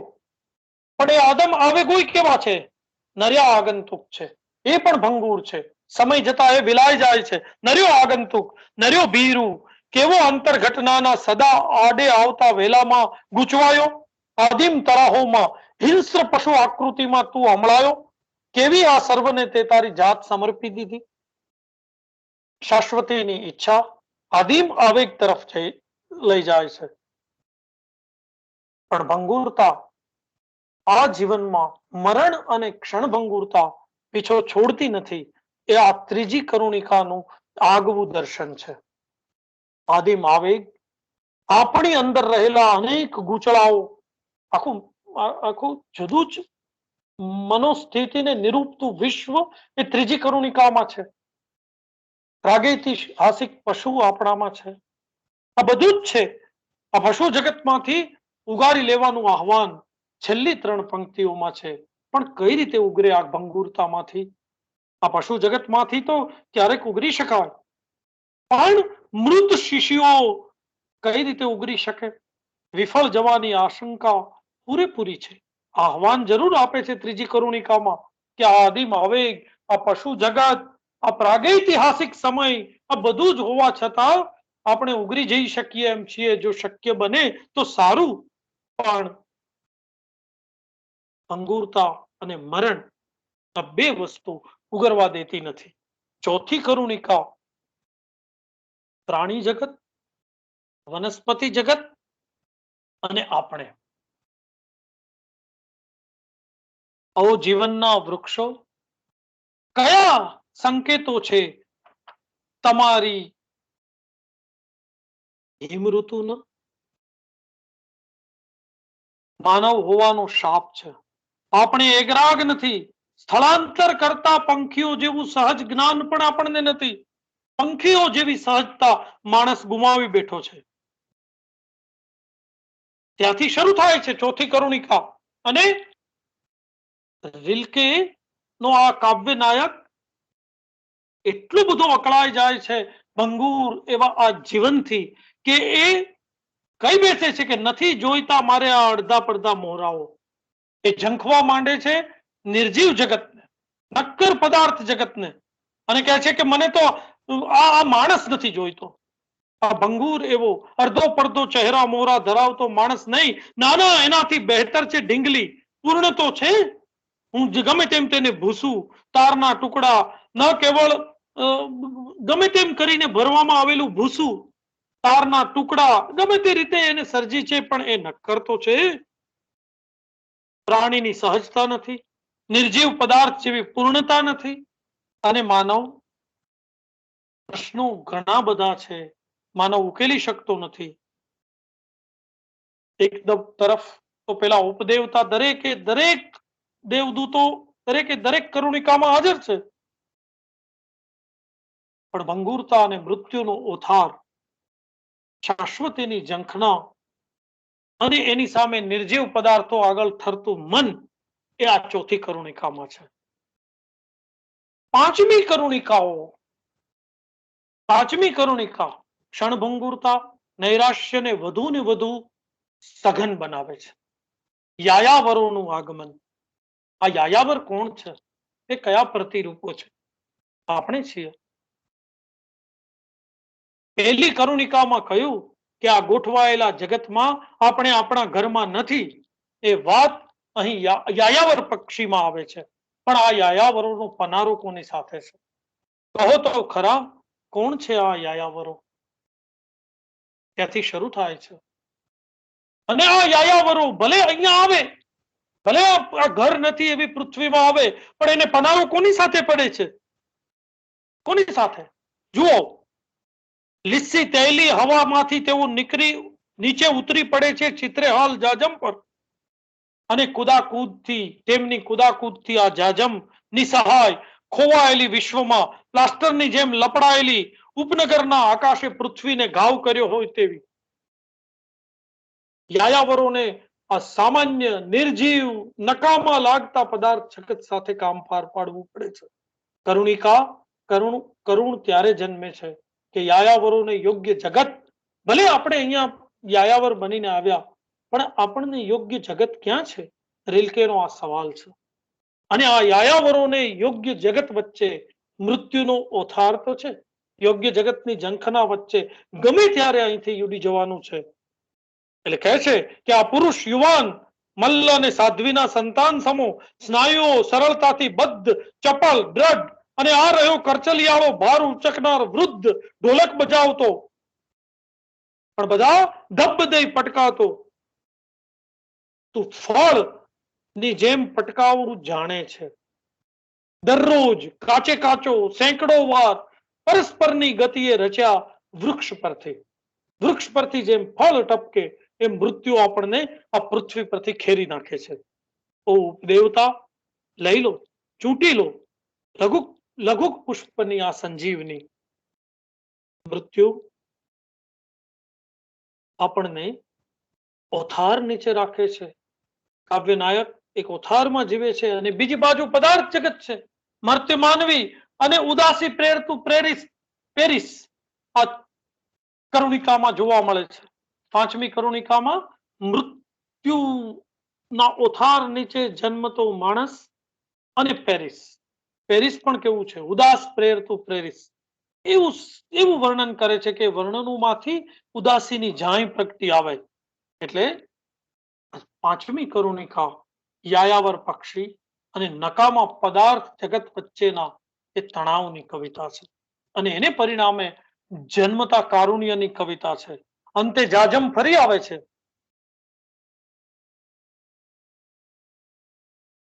પેલી જાજમ છે નિસહાય છે, હવે પ્રશાંત જાજમ, પણ સુખના સિક્કા અહીં ઉછળતા નથી. કોઈ ઉપદેવતા મદદ કરતો નથી. જાજમ પડી રહે છે અને યાયાવર ઉડી જાય છે. છઠ્ઠી કરુણિકા વીર નાયકની કરુણિકા છે. એક જુદા પ્રતાપી મનુષ્યો આ ક્ષણભંગુર એવા જગતમાં આવે છે. વીર નાયકોનું આગમન આગળ ધપે છે. વિજય સ્મિત કરતા વિજયવંત રાજાની આગળ ધપે છે વીર નાયકો. પણ વીર નાયક અને મૃત્યુ બંને જોડાજોડ ચાલે છે. વીર નાયકની સામે કાવ્ય નાયક જોઈ લે છે, આ પૃથ્વી ઉપર અનેક યોદ્ધાઓ, અનેક વિજેતાઓ આવીને મરણને પામે છે, અને આ નાયક પોતે, હું આનંદપૂર્વક એક ઝંખનાથી કહું કે હું કિશોર હોત અને વીર નાયક બની શક્યો હોત, મરણ સાથે મુકાબલો કર્યો હોત, તો છઠ્ઠી કરુણિકા એ વીર નાયકોના આગમનની છે, એની સામે ધસતી કન્યાઓની છે, અને એને મળતા મૃત્યુની છે. થોડું ઝડપથી જઈએ. સાતમી કરુણિકા અસ્તિત્વના સહજ નૈસર્ગિક સ્વીકારની ઝંખનાની છે. આ કરુણિકામાં શાશ્વતી તરફની કવિની યાત્રા કેવી રીતે થઈ શકે એનું એક જુદું એકદમ કાવ્યાત્મક એવું પરિમાણ છે. આપણે જોઈએ જરા. ભંગુરતાના આ વિશ્વમાં જીવન ક્ષણભંગુર છે, પદાર્થ જગત નક્કર છે, પણ શાશ્વતી ક્યાં છે? ભીતરમાં છે. શાશ્વતીની જુદી ઓળખ એ સાતમી કરુણિકામાં છે. જીવન નાશવંત છે, પણ ભીતરનું જે જગત છે, જે આ જીવનની આ દેહની પારનું જગત છે, એ કદી નાશ નથી પામતું. કહે છે કે સૌથી પ્રગટ આનંદ તો ત્યારે જ પોતાને આપણી સમક્ષ વ્યક્ત કરી શકે છે જ્યારે આપણે એને રૂપાંતરિત કર્યો હોય આપણી ભીતર. ક્યાંય નહીં પ્રિય, ક્યાંય વિશ્વ હોઈ શકે નહીં સિવાય કે ભીતરમાં. જીવન વહે છે રૂપાંતરમાં. એક તરફ ભંગુરતા છે તો બીજી તરફ રૂપાંતરિત થતી શાશ્વતી છે. પ્રગટ જીવન નાશવંત છે, પણ ભીતરનું જીવન, અંદરની સજીવતા, એ અંદરની સજીવતા ક્યારેય નાશ પામતી નથી. ના પાડે છે. દેવદૂતને ના પાડી દે છે આ કરુણિકાના અંતે કે હું ક્યારેય અનુયાયી નહીં કરું, અને હું કરું તોય તું નહીં આવે. મારો સાદ હંમેશા બધું વટાવી જાય છે. પણ આખું નિર્જીવ જગત, દેવદૂતો ઘણું બધું છીનવી લે છે, પણ માનવ અંદરથી સજીવન બની અને આ વિનાશક એવી નિયતિ વિભીષિકા વચ્ચે શાશ્વતી તરફ જઈ શકે એવી એક સંભાવના આ કરુણિકામાં જોવા મળે છે. આઠમી કરુણિકા, માનવ એ બીજા સજીવો કરતા, પ્રાણી, પુષ્પ જેવા વનસ્પતિ અને પ્રાણી જગત કરતા કેટલું છિન્ન ભિન્ન છે. પ્રાણી જગત સંવાદી છે, માનવ સંવાદી નથી. માનવ અતંત્ર છે, છિન્ન ભિન્ન છું. તો ઉમાશંકર કહે છે એ રીતે માનવ અતંત્ર છે. માનવ ભંગુરતા તરફ જાય છે. માનવ પોતાની સમજને આધારે ઘણી બધી ગડબડો કરી મૂકે છે. એટલે જ કવિ કહે છે કે પ્રાણી જગત સંવાદી છે. જો આપણા જેવી ચેતના આપણી તરફ જુદી રીતે આવતા કોઈ વિશ્વસ્ત પ્રાણીમાં હોય તો એ પશુ આપણને એની જાગૃતિમાં ઘસડે, ગુમાવે. આ જાગૃતિ એ અભિશાપ છે. પ્રાણી જગત વધુ સમૃદ્ધ છે.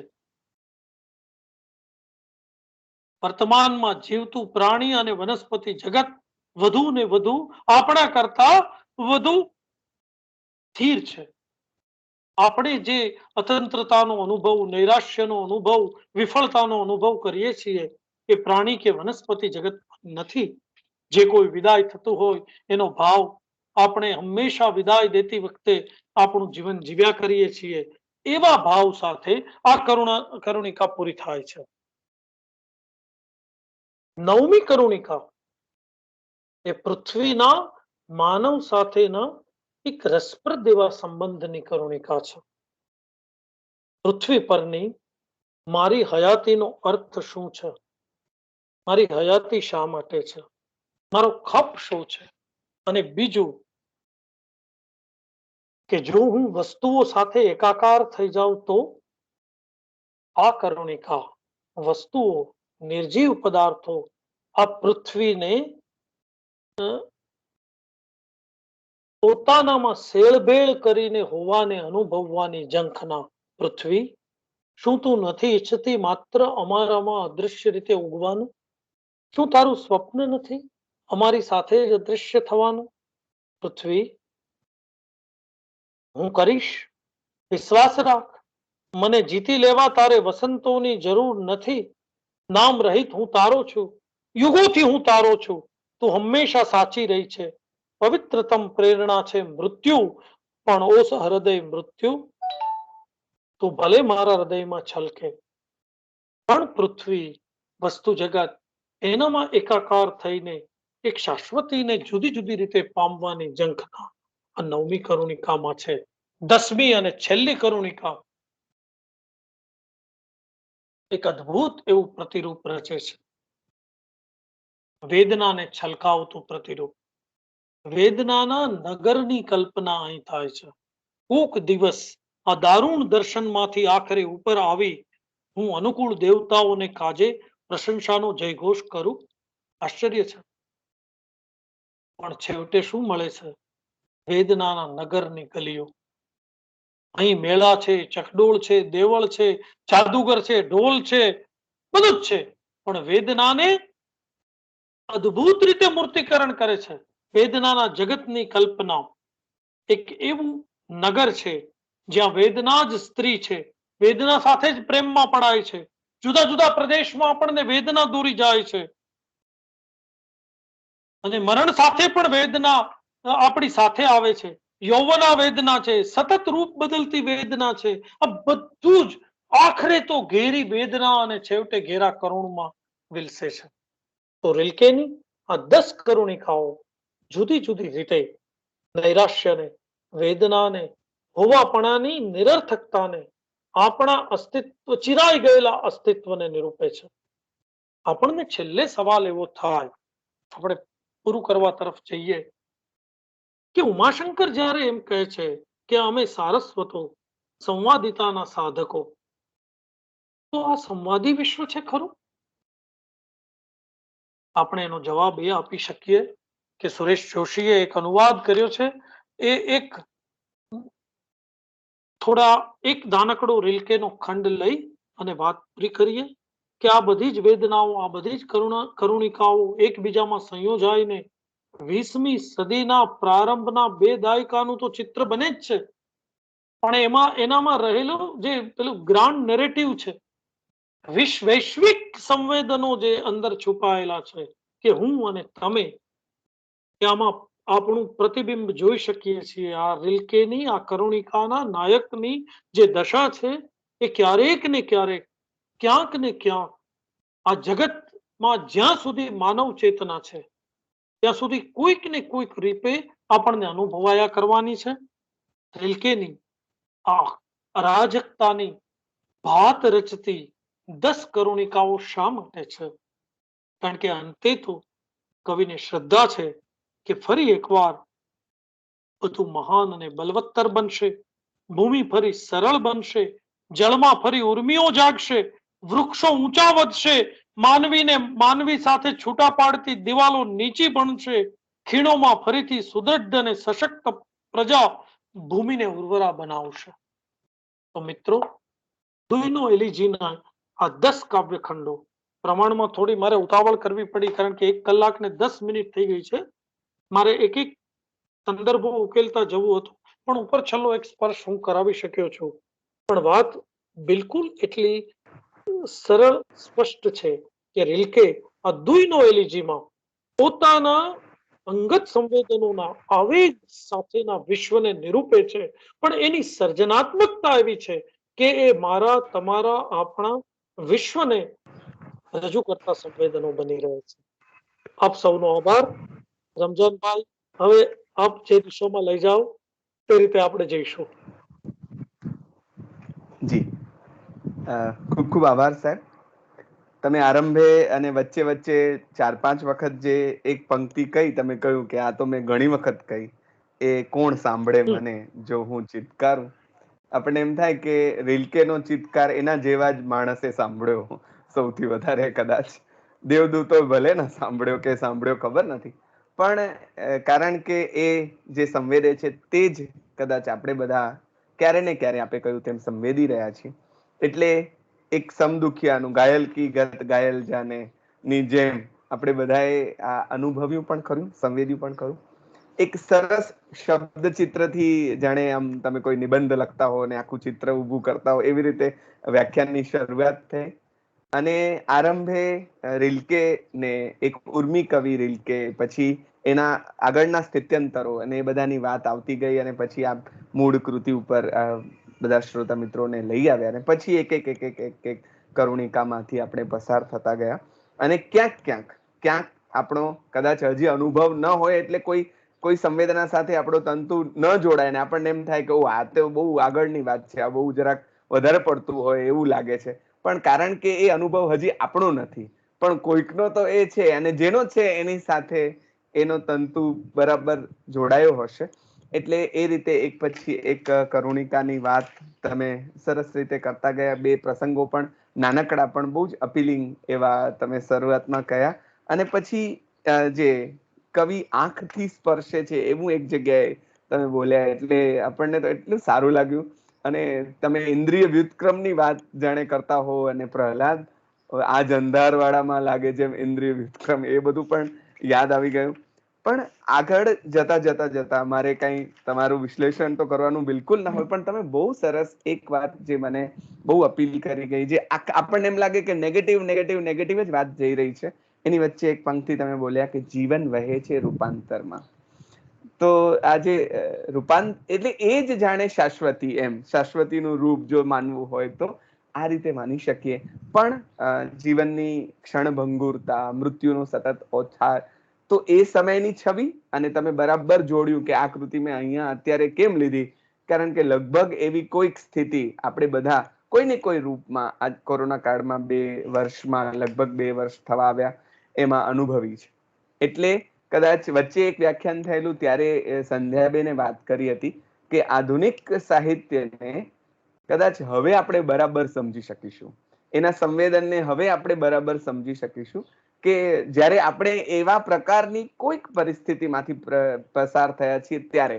નહીતર કદાચ આપણને થોડું હવાઈ લાગતું હતું, કે આપણને એમ થતું હતું, વિદ્યાર્થી મિત્રો જે એનો ઊંડો અભ્યાસ કરે એને તો બરાબર પમાય, પણ નહીતર બધા બાજુ પર મૂકી દેતા કે આવું ક્યાં આપણે ત્યાં છે, આ બધું જે બતાવવામાં આવી રહ્યું છે, આટલી વિભીષિકા, અને આપણે ત્યાં તો કશું છે નહીં. એટલે કદાચ આપણે એને વાયવી કે એક કલ્પના જગતની સાથે જોડી દેતા હતા. પણ હવે આપણે જ્યારે એ પ્રકારની કોઈ અનુભૂતિઓમાંથી પસાર થયા ત્યારે બરાબર એની સાથે આપણો તંતુ જોડાય છે સંવેદનાનો. તો બહુ જ જુદી રીતે એક અન્ય ભાષાના કવિ, અને તમે બોલી રહ્યા હતા ત્યારે તો અમને એમ થતું હતું કે કોઈ અંગ્રેજીના પ્રોફેસર ભટકે સાસ બહુ મજાની સરસ અંગ્રેજી પંક્તિઓ બોલી રહ્યા હોય, એટલે અમને એમ પણ થતું હતું કે ભાઈ બીજી ભાષાની કવિતાઓનો અભ્યાસ શરૂ કરો, આમ નહીં ચાલે, માત્ર ખાલી ગુજરાતી વાંચ્યા કરો એમાંથી નહીં ચાલે. એટલે એવી એક સરસ પ્રેરણા પણ આડકતરી રીતે અમને બધાને મળતી રહી. પણ કવિતાની વાત કેટલી, અને આમ પણ થોડી બધાને જરાક એટલે આમ ગમે એવી, અને છતાંય અઘરી લાગે એવી વાત હોય.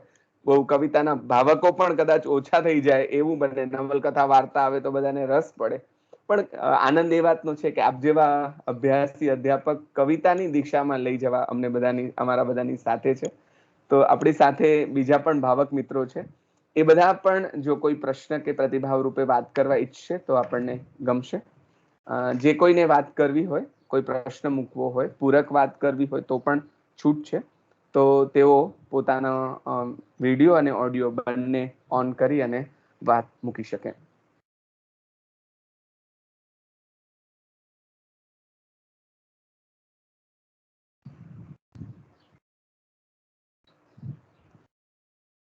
ઓકે,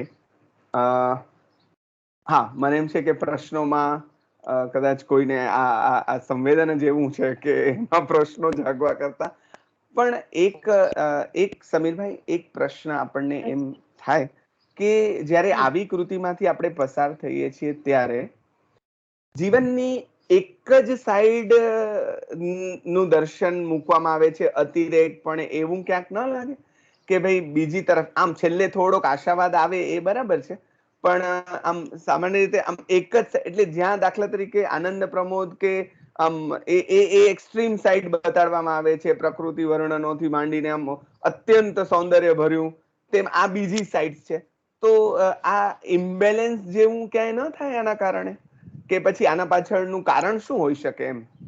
એટલે જો કલાકૃતિનું અસ્તિત્વ રમજાનભાઈ 4 રીતે અમને અમારા શિરીષ પંચાલ સાહેબે સમજાવ્યું છે કે સર્જક, ભાવક, કૃતિ સ્વયં અને કૃતિમાંથી પ્રગટતું દર્શન.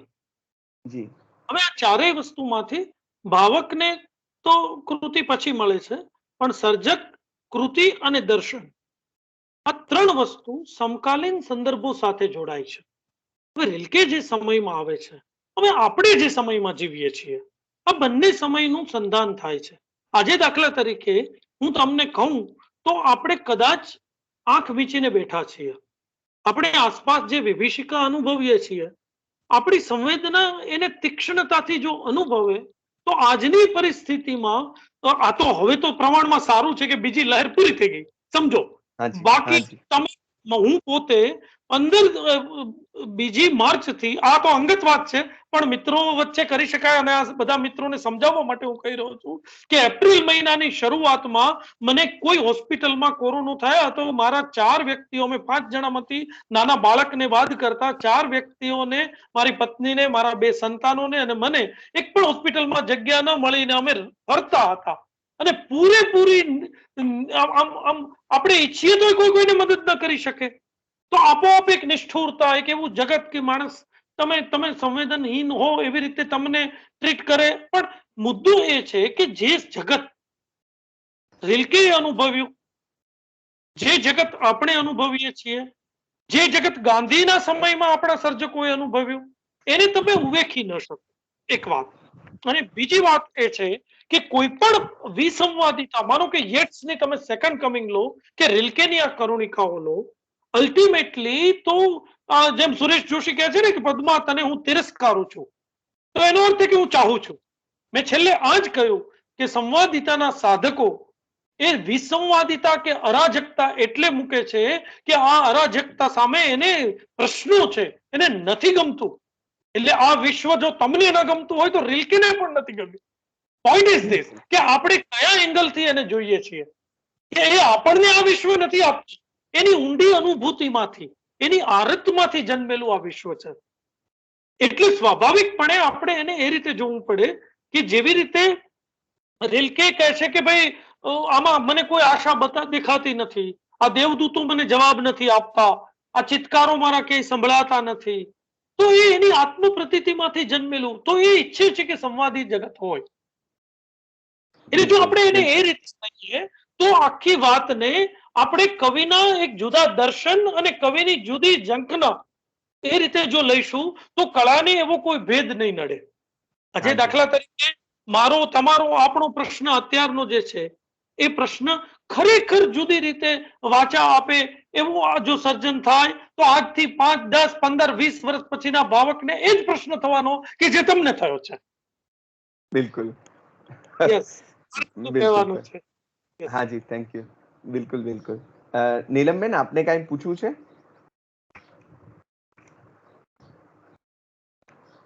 આપનો ઓડિયો બંધ છે નીલમબેન. સોરી, સાચું કહું તો સમીરભાઈ બોલી લીધું પછી એક થોડુંક બોલવું હતું, પણ બહુ ખરેખર પહેલા તો અભિનંદન સમીરભાઈ, ખૂબ મજા આવી. અમે રિલ્કે તો અમારો પ્રિય કવિ છે જ, એટલે ખૂબ મજા આવી. પણ એ પછી રમઝાનભાઈ જે બોલ્યા ને પછી હવે કઈ પૂછવા જેવું બાકી નથી રહ્યું એવું લાગે છે. એટલે જે પૂછવું હતું એ રમઝાનભાઈ પૂછી લીધું અને તમે જવાબ આપી દીધો. પણ ખરેખર ખૂબ ખૂબ અભિનંદન સમીરભાઈ, ખૂબ મજા આવી. ક્યાં 1 કલાક નીકળી ગઈ, તમે બોલ્યા કે સમય હવે થઈ ગયો છે અને 1 કલાક નથી ગઈ, ત્યારે હું જોતી હતી કે ખરેખર કલાક થઈ ગયો.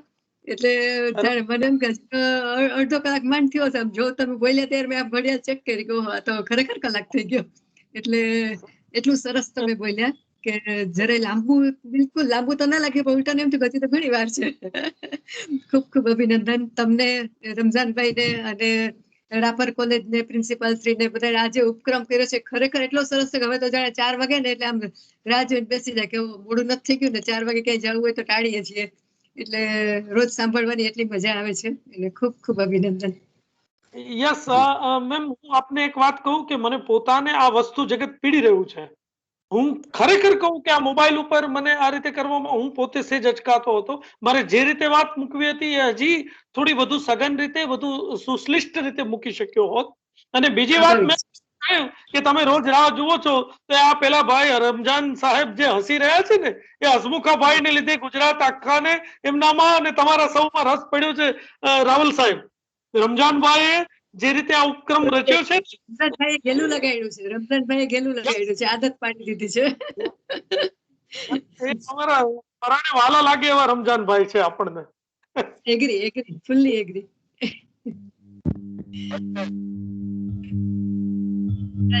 સરસ આપે છે અને સરસ વિષય લઈને આપે છે, સરસ લઈને આવે છે એનો ખરેખર આનંદ છે કે ઘણી વખત એમ થાય કે આ પુસ્તક નથી વાંચ્યું પણ એ સાંભળી લઈએ તો એમ થાય કે સરસ મજા આવી ગઈ આજે.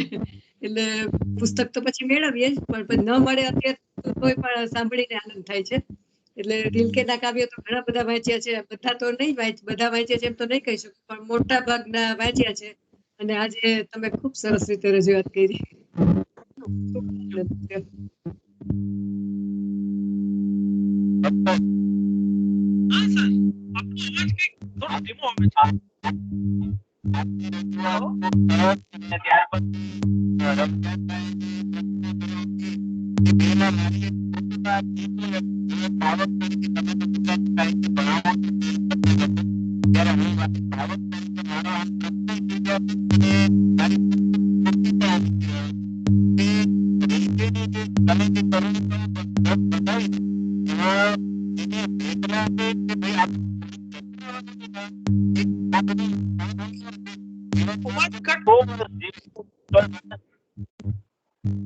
હેલો સર તમારો અવાજ હા હવે બરાબર. હા સર હવે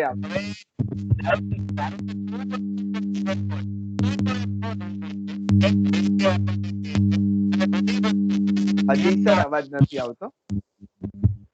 હા હજી કર્કશતા બહુ આવે છે.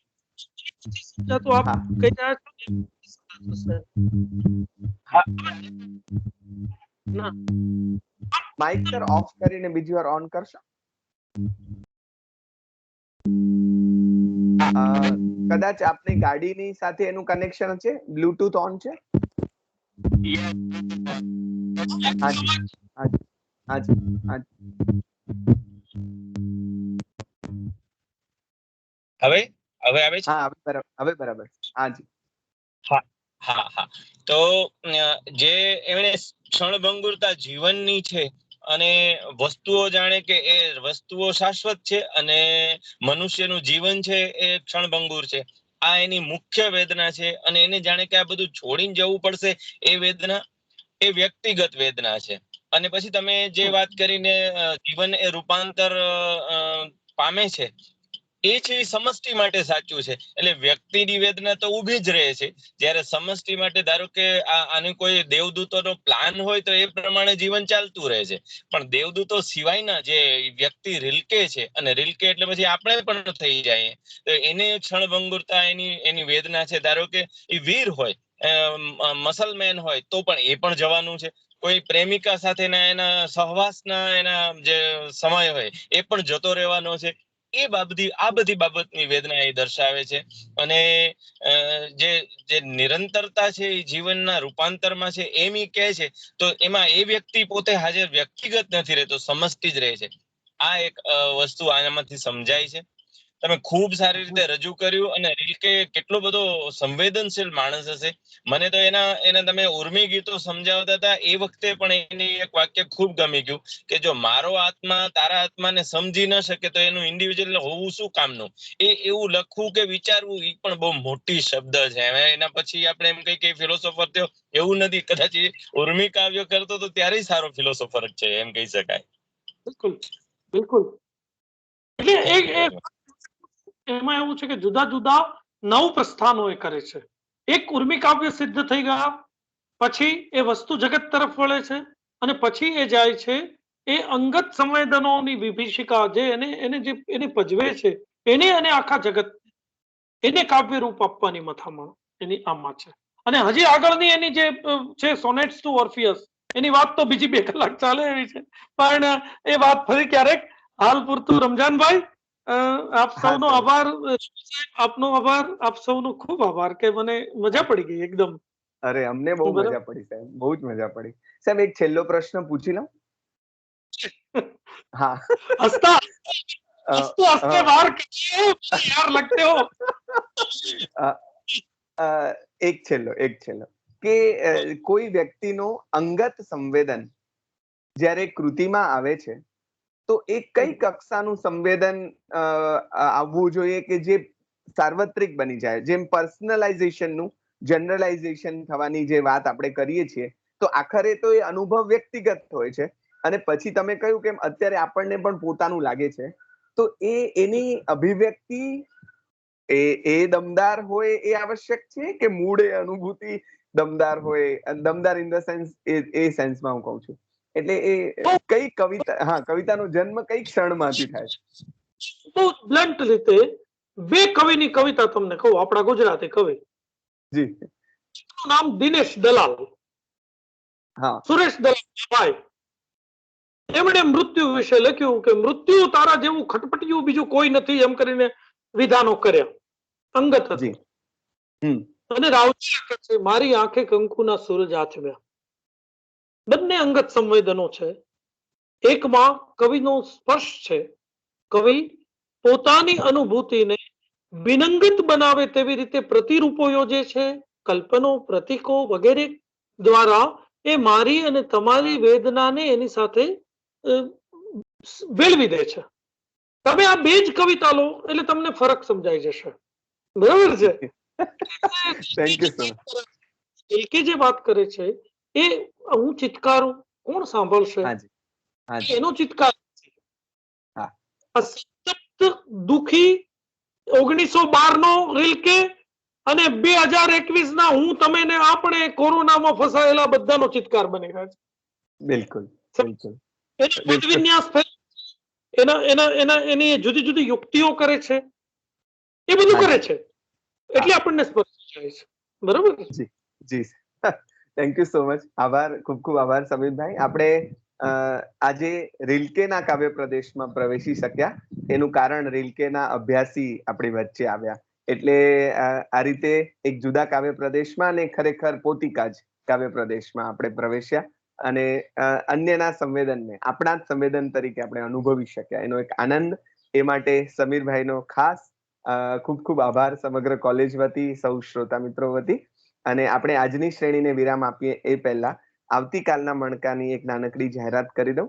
અત્યારે આપણી સાથે જોડાયેલા જ છે લાભુભાઈ લાવરિયા, એક મજાના શિક્ષક છે અને તેઓ આવતીકાલે મરીઝના ગઝલ સંગ્રહ આગમન વિશે વાત કરવાના છે, એટલે મજો પડવાનો છે. આજે રિલ્કે અને આવતીકાલે મરીઝ. તો જીવનની સફરમાં ત્યાં મૃત્યુની વાત જુદી રીતે આવવાની છે અને ત્યારે આપણે એને જુદી રીતે માણવાના છીએ. પણ આજે ખરેખર ખૂબ મજા પડી છે. કદાચ અમારા જેવા વિદ્યાર્થી મિત્રો, ખાસ કરીને ગુજરાતીના અહીંયા જે મિત્રો છે, એ લોકો બધાને ખ્યાલ આવ્યો હશે, રામ વગેરે મિત્રો, કે કવિતાનો પ્રદેશ કેટલો બધો મોટો છે અને હજી આપણે કેટલા બધા કવિઓને સાંભળવાના, અનુભવવાના, એટલે સાંભળવાના એટલે એ રીતે કાનથી એની કવિતાને પ્રવેશ આવવાની બાકી છે. તો એ રીતે વિચારતા કરવા માટે પણ સમીરભાઈ ખૂબ ખૂબ આભાર, ધન્યવાદ. ફરી મળીશું આવતીકાલે બરાબર 4 વાગે. સૌને નમસ્કાર.